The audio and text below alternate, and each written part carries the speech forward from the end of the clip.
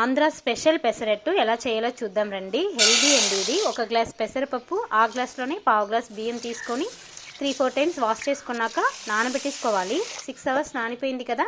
ఇప్పుడు ఇది మిక్సీలో వేసుకొని 1 స్పూన్ జీలకర్ర, వెల్లుల్లిపాయ, అల్లం కొంచెం, కరివేపాకు కొంచెం, పచ్చిమిర్చి 4-5 దాంట్లో వేసేసుకోవాలి. ఒక్కొక్కటిగా యాడ్ చేసుకొని మిక్సీ చేసేసుకోవాలి. మెత్తగా మిక్సీ చేసేసుకోవాలండి. వాటర్ ఎక్కువ వేయకూడదు. చూడండి మెత్తగా అయిపోయింది కదా. ఇప్పుడు కొంచెం సాల్ట్ వేసుకొని ఆనియన్ అంతా కట్ చేసేసుకోవాలి. ఒక ప్యాన్ పెట్టేసి ఆయిల్ కొంచెం వేసేసి ఇంకా దోశలాగా వేసేసుకోవాలండి. మీడియం ఫ్లేమ్లో పెట్టేసుకోవాలి. తర్వాత కట్ చేసుకున్న ఆనియన్, జీలకర్ర అంతా ఉంది కదా, అదంతా పైన ఇలా వేసుకోవాలి. పచ్చిమిర్చి, కొత్తిమీర కూడా వేసేసుకోవచ్చండి. తర్వాత మూత పెట్టేయాలి. చూడండి ఒక 5 to 10 మినిట్స్లో ఇదైపోతుంది, క్రిస్పీగా అయిపోతుంది. ఇప్పుడు ఇలా టర్న్ చేసేసుకోవాలి. అంతే, అయిపోయింది. వేడివేడిగా టమాటా చట్నీతో తింటే